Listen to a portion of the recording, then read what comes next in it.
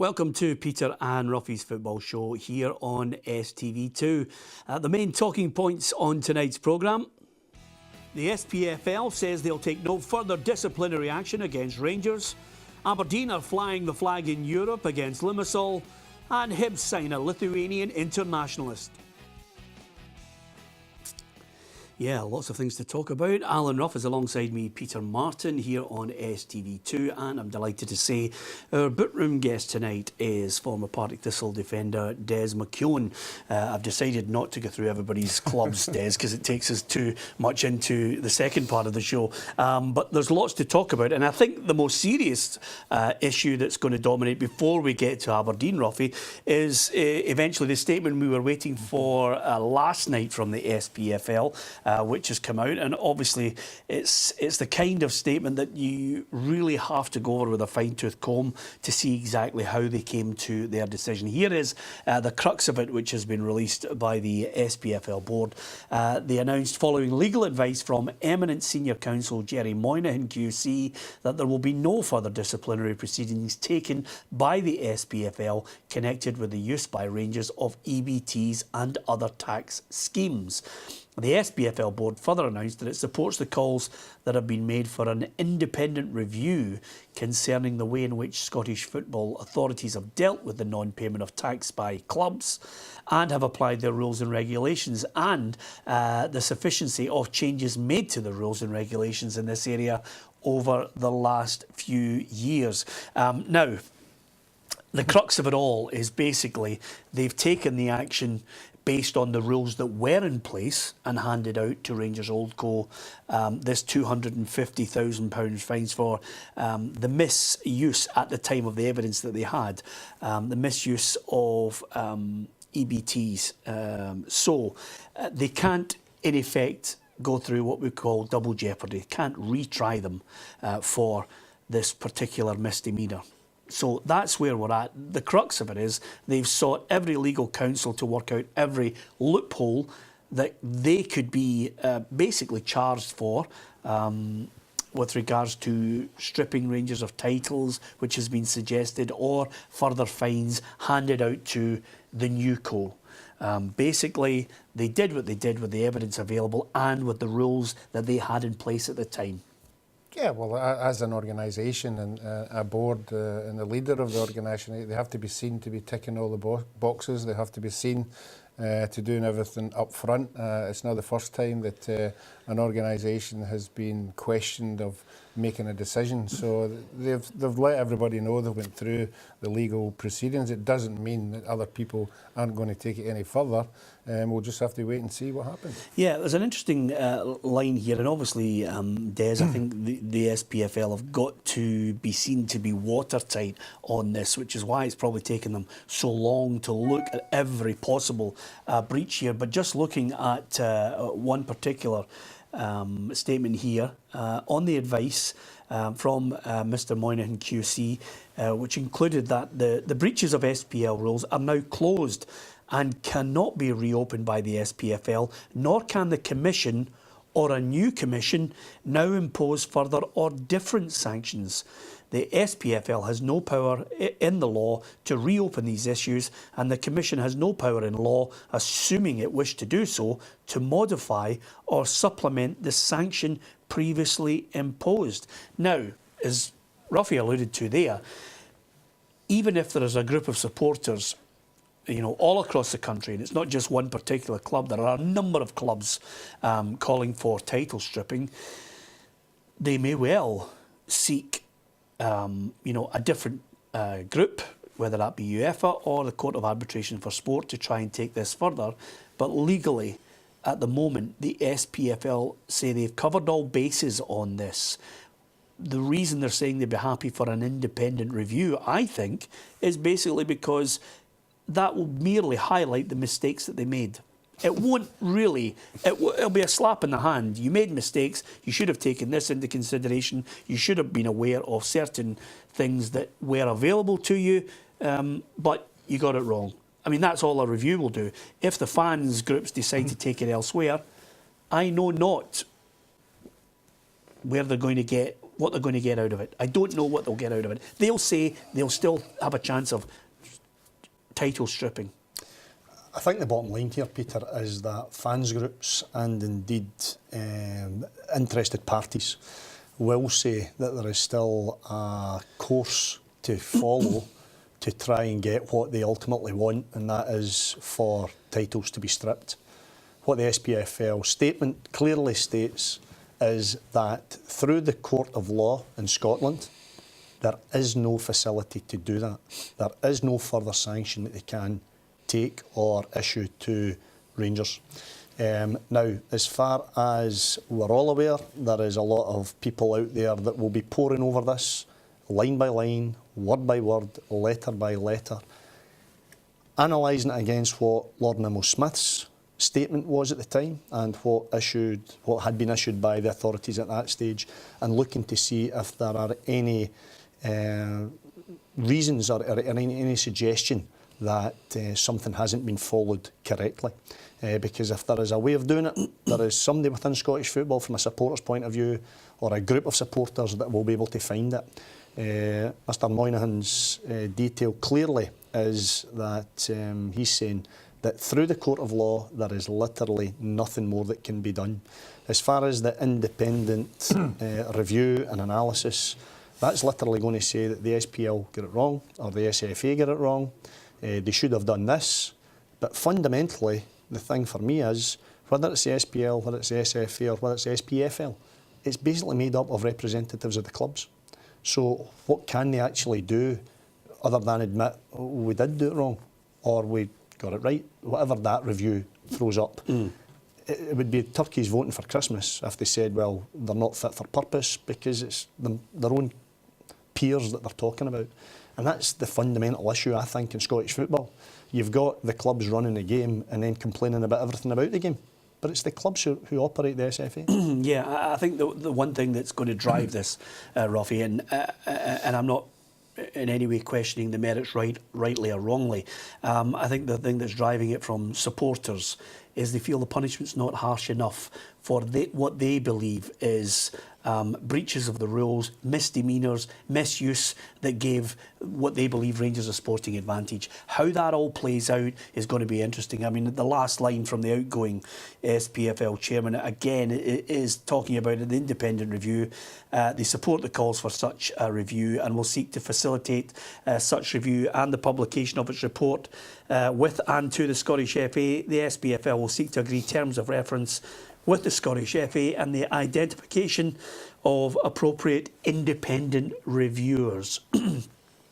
It's what I call a classic Pontius Pilate. It's wash your hands and make sure that these people are beyond any kind of recriminations from supporters groups, whichever end of the bridge you're on, and then the review will handle it from there. That review might take even a year, possibly longer. Yeah, but that's exactly what you're saying. What they've done is they've covered themselves. You know, they've let everybody know that we've went down this road, we've went down that road, these are the rules. So they don't want anything coming back on them. I mean, I think the SFA had a couple of things thrown at them for a long time. We're not doing proper due diligence of ownership coming into the club, Rangers. And they fell foul of that. I mean, they got absolute stick for that, for years about that, people just going on about it all the time. So all they've done is just covered themselves. But I'm sure there will be a lot of people out there who will want to take this further. Yeah, absolutely. I think the one, to finish with it, I think the time lapse has worked in favour of, you know, the door being slammed here as well, to go back over this case, to take in any additional information that maybe wasn't considered before. I think the time lapse has closed the door to that as well. That's certainly from reading the extent of the report from the QC, Mr Moynihan, I get the feeling that's worked in the favour of call it Rangers Old Co, call it Rangers New Co. I think you're absolutely right, Peter. However, in Scottish football, people have got long memories. You know, so for the supporters groups, and it's not just Celtic supporters, there are a lot of clubs supporters who feel that perhaps, you know, Queen of the South lost out in a Scottish Cup final to Rangers. You know, as Queen of the South fans thinking, well, you know, why are we not being awarded the Scottish Cup, etc., etc. So it's not just about Celtic fans, but there'll be a lot of people out there who are still unhappy, and quite rightly so, with some of the findings of this commission. Yeah. Okay, you'll never believe it. After the break, we might talk about football and on the park, I mean, not off the park. Join us as we hear from Aberdeen manager Derek McInnes on Aberdeen flying the flag in Europe.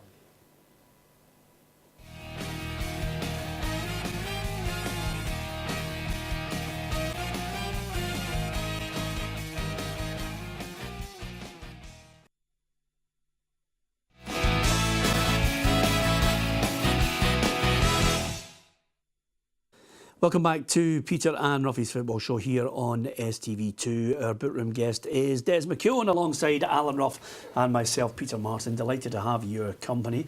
Here's some of the back page headlines from this morning's papers to have a look at. First of all, the Sun, and I think the mention there from them is all about Celtic looking at the possibility of Christopher Ayer coming in. They've got defensive problems, might even play Tom Rogic up front. And of course, there's Brendan Rodgers' comments on backing the ban on the Green Brigade. And a picture of Scott McDonald eventually making it to Dundee United. This time he could have done it well over 10 years ago. But I think he got caught short and had to take a toilet break. And would you believe, missed out in joining Dundee United. Here's the Daily Record. Alluding to Tom Rogic, and there's also Peter Payne for Jambos. This is, of course, the story about Hearts losing in the League Cup section to Peterhead. It's certainly a surprise, and again, it'll no doubt heap more pressure on Ian Cathro. Here's the Daily Mail, and again, Rodgers just telling the Green Brigade to drop politics from their displays at Celtic Park. So there you have it there. And the Courier, you can see Scott McDonald resplendent in tangerine and black. So that's just a few of the newspaper headlines. Of course, Des, Brendan Rodgers and Celtic will be, I think, just about ready to kick off now against their opponents tonight. And it's amazing, but Rosenborg are not the side they were, so he'll be hoping for a display, even with possibly some of the selection problems that he has. He'll be hoping that the 11 that he puts out there can get a result. Yes, and I think that's standard that Brendan Rodgers now has within his squad, that he's comfortable. Obviously, we'd want his big players. Dembele would obviously want in there, but if he has to pick other players, Ayer did very well at Kilmarnock last season. There's also talk that possibly Lustig may go to centre-back, and Anthony Ralston, who's done well whenever he's played, maybe come in at right-back. So there are selection problems, but I think Brendan Rodgers, and the way that he's approached games since he's arrived in Scotland, he'll be expecting his players to produce the type of performance that gives Celtic the upper hand getting into the second leg.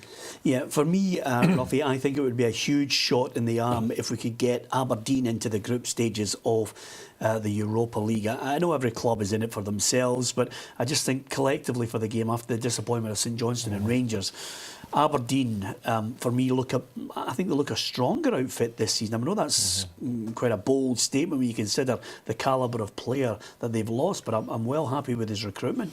Yeah, I think he will as well. I think as the season goes on, they'll settle in, and but I think he would want to advance the European from last year. I think he was disappointed that they never went further, and I agree with you. I think we do need a Scottish club to be in there a wee bit longer. I not disagree is not the right word with his interview, but I think he needs to win at home. I know what he's doing. I know what he's saying. Look, don't panic if it's one each.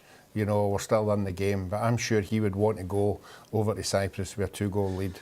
I don't know if you actually understand the principles of television, Ruffy. You only disagree with it when we actually let people hear what he said. No, I actually read it this morning. Did you? I read his article this morning. That's even worse. Welcome a new season, Ruffy. You never let us down. No, you never let us down, because the press conference is at 1 o'clock this afternoon. He must have done something else as a spoiler to it, Ruffy. Well, I must have read it somewhere. Right, okay. Well, on that basis...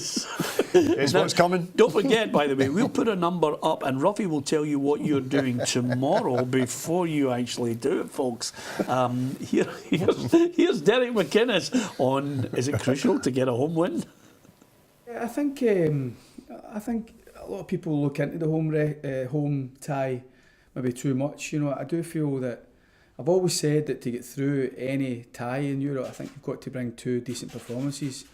You know, you're right to say that we've had some big performances on the road, but I think we've only lost 1 here at home. And that was against Sociedad when we chased the game, and we were right in the game. So, well, I don't always necessarily think you need to win your home game. It's important you don't lose the tie, but of course we want to try and take any advantage over to Cyprus with us next week. Well, who am I to argue with, Derek? There's no point in talking to you about how you feel about it, because we know how you feel about it. Anybody who's actually thinking of putting on a line, remember, Ruffy is going to give you the score and the scorers before we finish here tonight. Des, I understand where Derek's coming from, but I think we'd love Aberdeen to have maybe a 1 or 2 goal cushion with no goals conceded. So would Derek, Peter. Yeah. You know, I mean, the bottom line is, I think Derek and Tony Docherty up at Aberdeen won't want to put any additional pressure on the players, and it's over 180 minutes, you know, so I'm sure they would love 2-0, 3-0 at home, and it's a huge part of it, particularly not conceding from an away goals perspective. But if it wasn't to be a victory at home, at least that interview that Ruffy read about this morning, perhaps that just keeps it open in terms of not too much disappointment. You know, they've come through 1 tie already, where big result away from home. So from that perspective, I'm sure Derek and his staff and the players know the importance of trying to win that game at home tonight. Yeah, we all want them to fly the flags for Scotland, and of course Aberdeen themselves will be packing out. I think it's going to be almost a sellout. I mean, if you're talking a few spare seats here and there, the Dons fans are getting right behind the side, and I think the manager's quite right to point out they're flying the flag for Aberdeen. My responsibility and our responsibility as the players and staff is to the club. You know, that's first and foremost. You know, I don't feel any extra responsibility because we've had a couple of teams go out early on. You know, I think we all want to see our teams do as well as they can in Europe competition, and as well as the national team. But it's difficult, and there's challenges to head to try and make us at our best at this stage of the season. So we don't feel any extra responsibility towards Scottish football, but we're well aware of who we're representing, and I think it's important that we try and fly that flag, really, ourselves and Celtic now, to try and hopefully get both teams through into the next round. I think everyone was looking at the loss of Niall McGinn and Johnny Hayes and thinking, you know, it's a tall order for Aberdeen even to expect finishing second, but, you know, they got a good result in the last round, Ruffy. They brought in 6 players, 3 or 4 of them I think are quality. I think it's great that Mackay Stephen has got a chance to maybe get regular football in there. Greg Stewart's a goal scorer. I think he's got a trick or 2.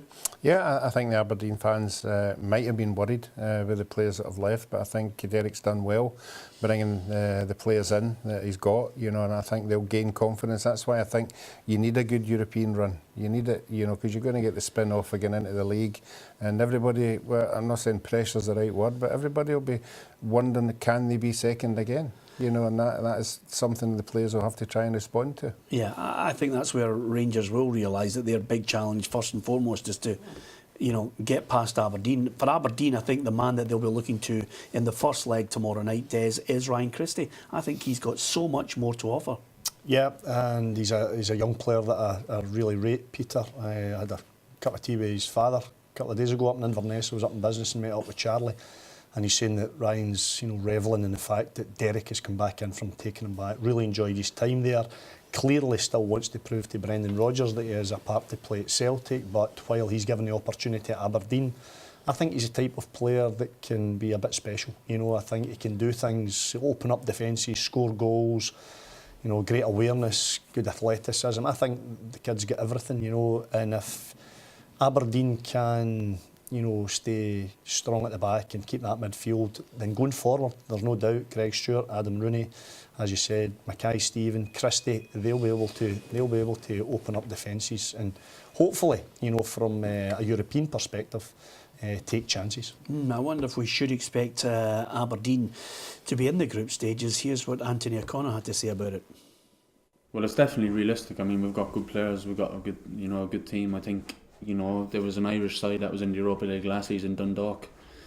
You know, so anything is possible. I mean, of course we can get there, but it's going to be massive for the club. I mean, we're the only Scottish team left in the Europa League, so it'll be big for Scottish football, and for us as players individually. Obviously, that will bring a lot of confidence, knowing that we're going up against, you know, top players around Europe. So yeah, we'll be looking forward to that if we get there. That's my only concern, Ruffy, is keeping the door shut at the back with Aberdeen. I'm not sure how strong they are this season. Yeah, as Des said, you know, the important thing every manager says, don't lose a home goal, you know, and you've got a chance. But I think there'll be a big crowd there tomorrow night, and the players will have to respond to it. Yep, fingers crossed Aberdeen do the business over the two legs, but big one at Pittodrie tomorrow night. Throughout the season we'll be writing down just a list of people who name drop on the show, and I'm just putting Des McKeown 1 for hanging about with Charlie Christie, Ryan Christie's dad. Gordon Smith will be told about this name drop, and we'll see if he can respond later on this week. Anyway, good luck to Des on that one. We'll have a quick break and see if we can come up with any other names after the break.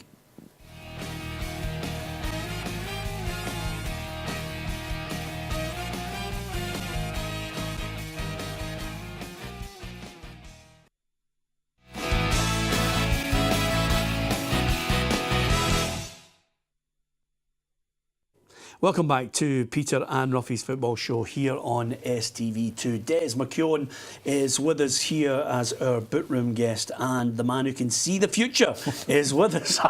Alan Ruff is here. Of course, Des guilty of some serious name-dropping in the first part of that programme there. Ruffy, tell everybody your Victor story. We might as well get it out. I mean, it's fantastic. Yes, Tell us about Victor, who used to play with St Mirren, and I think he was the Spanish captain. Yes. I was over in... it was over on holiday, and I was in a restaurant, and happened to see him over in the corner. Yeah. And I thought, did you recognise him? Yes, I did. And I went over and just had some dialogue with him. I said, "How you doing, Victor?" And he just looked at me. I says, "I'm Alan Ruff, and you used to play with St Mirren." And he went, "Yeah." As he then chopped into his steak and carried on his eye. Quickly, sort of, I went back to So the lesson there is... The lesson is, don't go up to a celebrity. Yeah. If you're not confident enough that he's going to even talk to you. That is absolutely brilliant, Ruffy. Maybe not worth the wait, but nevertheless, it's a name drop. One each, Des and Ruffy, on the name dropping on this programme. I'll tell you another name I'm going to drop into, and I'm going to have to look at it and think about it clearly here, because I had a look and thought Vykintas Slivka is a guy that not many people might know, but Hibs have signed him on a 3-year deal. I'm sure his pronunciation will come to me even clearer over the forthcoming season, but it's a 3-year deal. It was initially going to be a loan deal from Juventus, but they've managed to get him on a 3-year deal. And I just think, you know, Neil Lennon's just quietly going about his business. He mentioned earlier on in the week, there's no deadlines. If I need the player, I'm going to just keep chipping away until I get the players, you know, that I want in here. Yeah, and that's certainly one that will catch the imagination of the fans at Easter Road. There's not many times a Hibs player signed somebody from Juventus. Hibs signed somebody from Juventus. That's my point, Peter. Yeah. And I would have to say clearly, and it might come to pass that, you know, I was wrong in saying it, but having a career, even to be of interest to Juventus, the fact that he's been signed at Juventus, he's got 19, 20 caps for Lithuania, who, as we know, have produced a number of players in recent years who have gone on and played at the top level in Spain and in Italy. Then, you know, he's obviously got something to offer. And Neil Lennon, I've been impressed with his recruitment so far in the summer. You know, he's obviously, as you said, been patient. He's brought in 2 Lithuanians now, and that just opens up another little avenue for him where perhaps, you know, they can add something a wee bit different to the Easter Road dressing room as well. Yeah, and of course he's only 22 years of age, Ruffy, so clearly, you know, he's been on loan at 2 or 3 other clubs as well, but this is a chance for him to settle down, and he's a tall guy, and he's, you know, this adds a different dimension to Hibs midfield, which I thought, you know, was particularly small. Yeah. Yes, yeah, I would agree with that.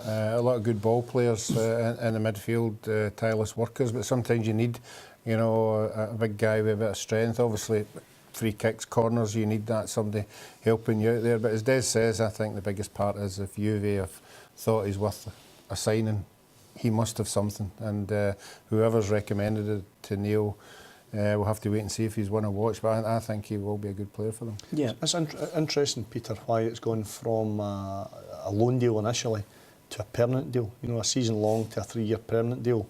It'd be interesting to find out how that's actually come about, but I'm sure that Neil Lennon and the player will be just desperate to get on the pitch and show what he can do.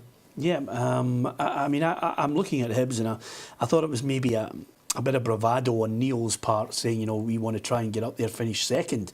You know, that places its own pressures on him, but because of the stature of the man and his CV, Ruffy, and the experience that he had, he's done what no other Hibs managers managed to do in the last 3 years, is get them out of that very difficult championship. He's done that, and of course, you know, Alan Stubbs, thankfully, for Hibs fans, has got the Scottish Cup hoodoo off their back.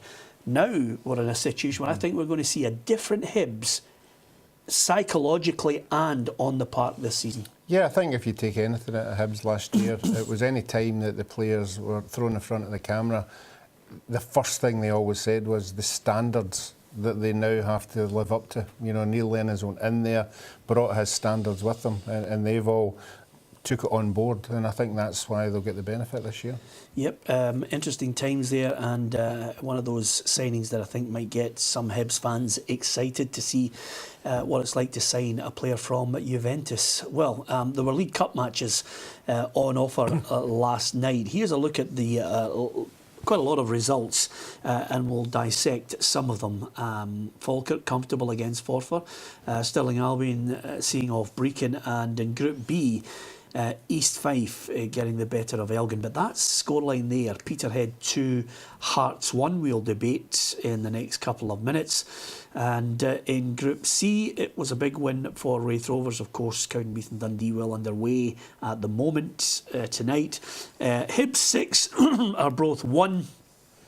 Some great performances for Hibs. I'm listening to Neil Lennon last night talking about the quality of the play, and then eventually rewarded by a goals glut. Montrose beating Alloa by 2-1. And there's a big win for Ayr United over Jim Chapman's Clyde, and eventually Annan winning penalties against Dumbarton. Group F, it was a good win again for Gus McPherson's boys against Berwick Rangers.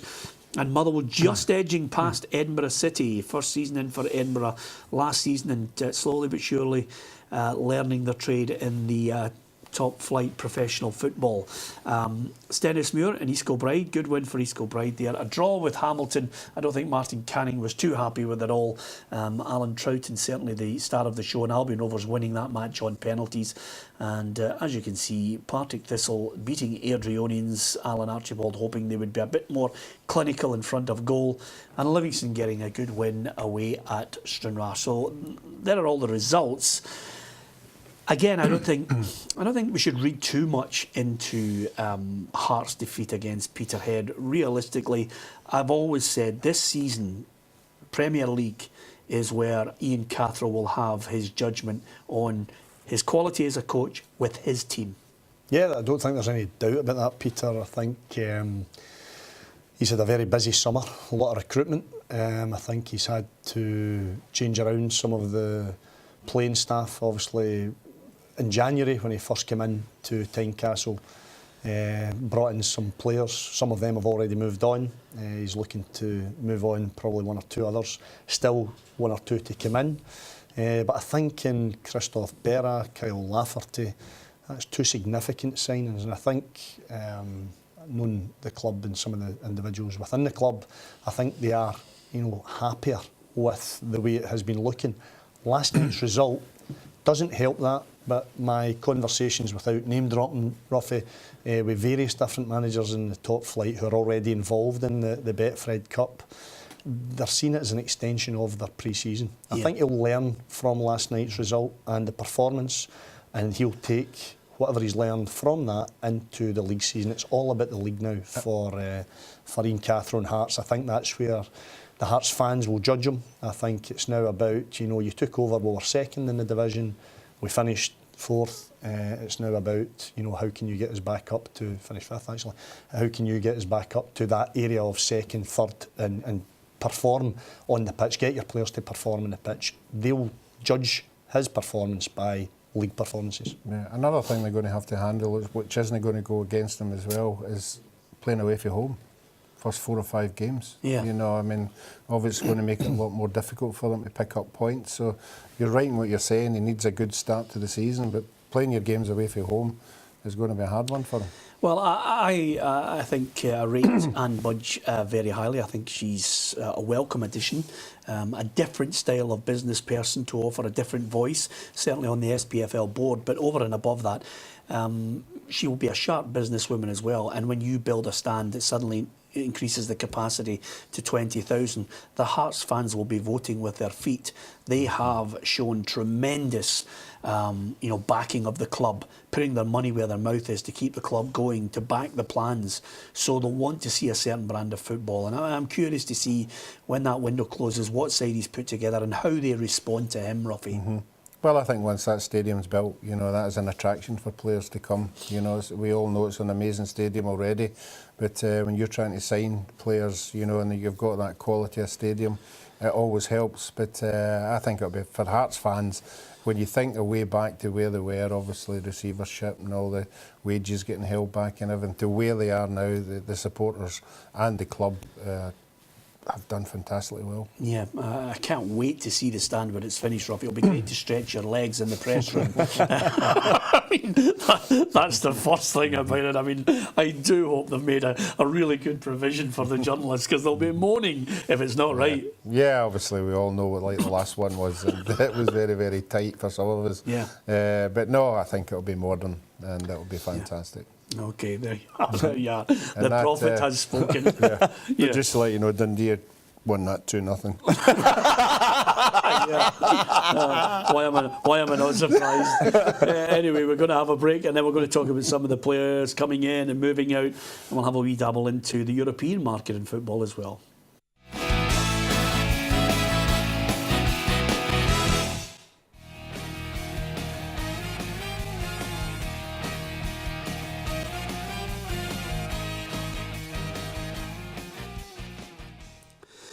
I'm sure every Aberdeen fan was able to answer that. Well done to you, Des, because I'd completely forgotten all about it, Ruffy. There's been that many bad results in European football for Scottish clubs over the last couple of years. It just kind of pales into insignificance. I think, you know, if we could get to it, I think that would maybe start, you know, this upward curve of clubs getting a bit of confidence, knowing what they have to do to play European football, play winning European football, and get into group stages. Yeah, I would like to think that most neutral fans of Scottish football would want to see us having as many Scottish clubs in European tournaments into January. You know, it would just give us something to talk about, and it is really disappointing when they get knocked out, because we all feel it.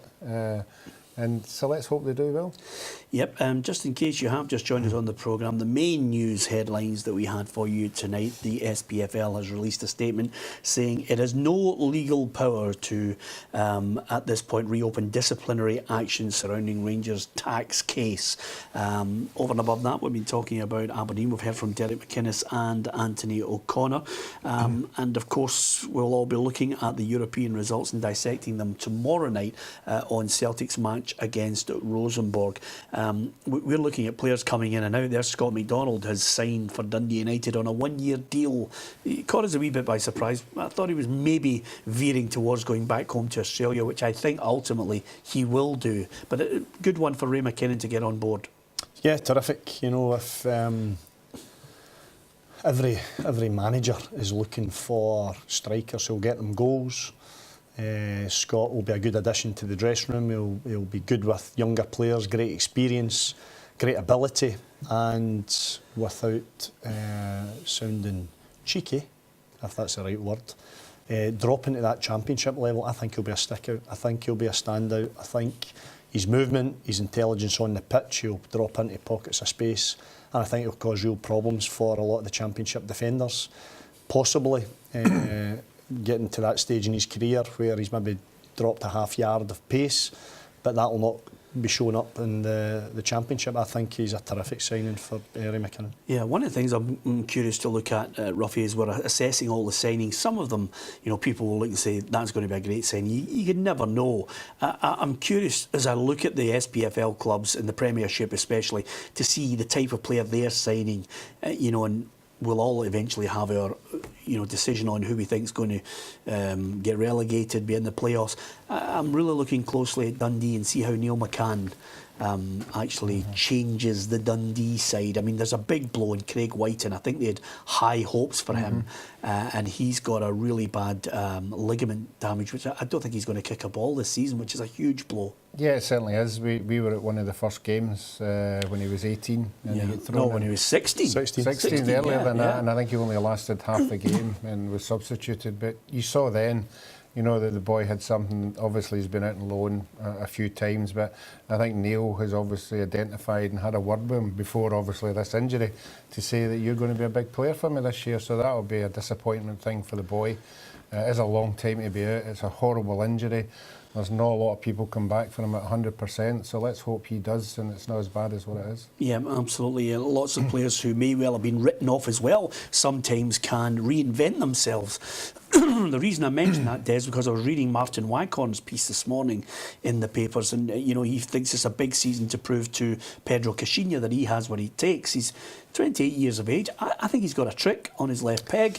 Suddenly, though, he might be looking at it and saying to himself, well, wait a minute, Eduardo Herrera, Morelos is obviously there as well. That's the options for Pedro Caixinha. You might think he's further down the pecking order.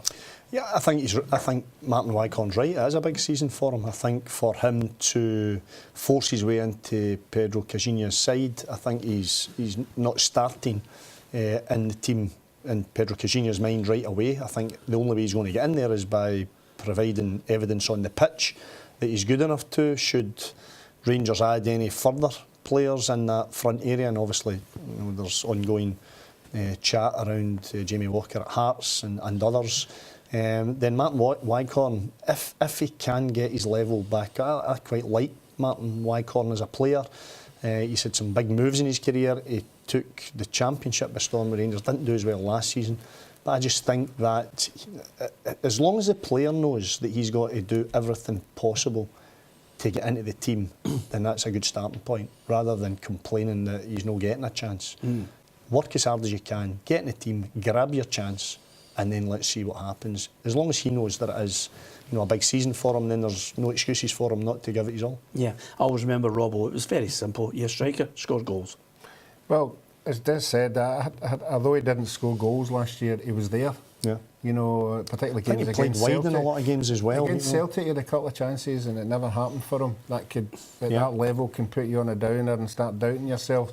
But he is the kind of player who finds spaces and opportunities. It just, like all strikers, sometimes they don't hit the back of the net all the time. So I think that's just what he's missing. Yeah, we're hoping for excitement. We're certainly hoping for goals this season. We're really looking forward to the start of the season. Hopefully you'll join us Monday to Friday, 7:30 on STV2, and of course on the Saturday it all kicks off at 2 o'clock. 4-hour show, and Des usually out and about at grounds, just telling us about fantastic goals and enjoying himself. That's the only way I can sum up your career, Des, this season. For Ruffy and I, we just have to get as much money on the the outcome of games, because Ruffy's just turned into a completely different character this season.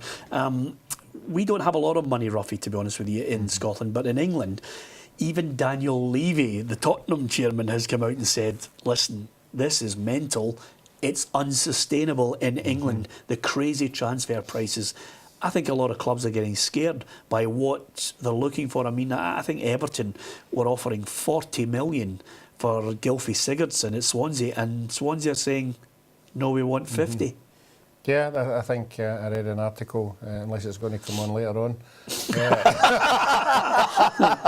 that Mourinho was saying that every player is now 30-40 million. Yeah. At no even international level, that's what he quotes. He quoted for just decent players, not the big players. Yeah. And I'm surprised that the Spurs owner coming out with that, because he's just benefited 50 million. Kyle Walker and another player. Yeah. So he's really putting the money in the kitty. So it'll be interesting to see if they come out with, because nobody's shouting about them with any big name players, because they've got people there already. Kane, Ali, Yeah. and if they were to go out and just splash the cash on a big star name. It'd be interesting to see where they end up next year. Yeah, and the money is incredible, crazy, and we always hark back to, you know, what would some of the great players be worth now. I mean, I think if Liverpool were trying to sign Kenny Dalglish now, they'd have to sell the City of London and other areas as well to bankroll it all, because when you think of some of the mediocre players that are being sold for 30, 40, 50 million days, but one of them I think is going to frighten the life out of everybody. If Real Madrid pay 161 million for an 18-year-old striker in Kylian Mbappe, I mean, where does it end? It doesn't, Peter. That's the bottom line. It doesn't end because, you know, Neymar, PSG, there's a buyout clause of 180 odd million. Give me a break, you know. It is ridiculous. It's actually getting to the stage where the man in the street, the guy who goes and watches his football club in Scotland, particularly where there is hee-haw money, they just can't comprehend that kind of money. But for an 18-year-old who's done literally, you know, well, he's not done nothing in the game, clearly, but he's got the vast amount of his career in front of him to move for that kind of money. It's irresponsible. Yeah, absolutely.